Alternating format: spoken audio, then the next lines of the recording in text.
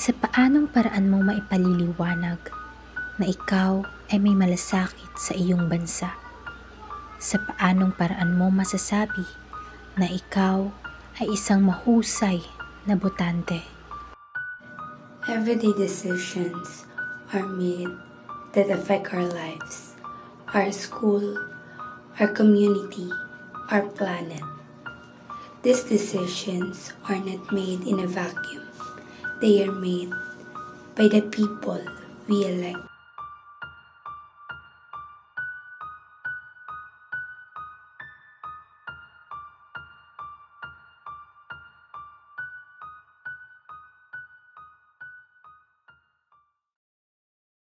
Uy, kailan nga ulit pala election? Malapit na yun, di ba? Next week na yata yun eh. Next week. May napili ka na ba? Wala pa eh. Naghahanap pa ako ng projection. Eh, si Diana ba to? Yeah? Uy, Diana! Ano itong nakalagay sa likod mo? Ano yun? Ano to? Don't plead, don't use your right to vote. Ha? Bakit nila ito dinikit sa akin? Baka tumigit yan sa'yo kasi malapit na yung election. O kaya, paalala na kailangan natin bumoto? Malapit na yung election, di ba? Oo, malapit na yun. Sa May na yun, di ba?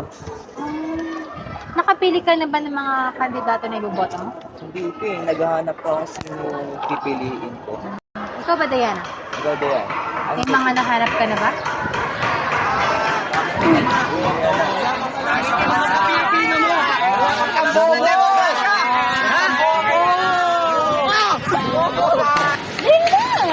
Hindi ako boboto. Kahit anong takbo natin sa mga bagay, hindi natin matatakasan ang obligasyon nating bumoto. Ang boto mo ay hindi lamang basta marka sa balota. Ito ay sumisimbolo na nagmamalasakit ka sa iyong nasasakupan.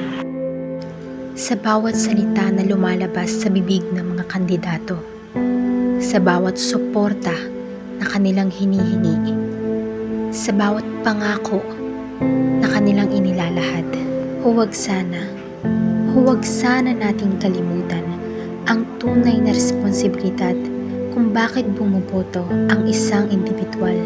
Huwag sanang magpadala sa mga malaanghel na tinig. Huwag sana magpadala sa mga matatamis na pangako na kanilang inilalahad. Pagkus, ating sisirin at alamin kung ano nga ba ang tunay nilang hangarin sa pinakamamahal nating bansa, ang Pilipinas. Kaya naman, habang maaga pa, Huwag! Huwag! Huwag! Huwag! Huwag! Huwag! huwag na huwag nating sasayangin ang karapatan nating bumoto, sapagkat sa atin magsisimula, sa pagboto magsisimula ang kaunlaran at pagbabago na pinakaaasam ng bawat isa sa bansang ating ginagalawan. Your right, your vote, your future.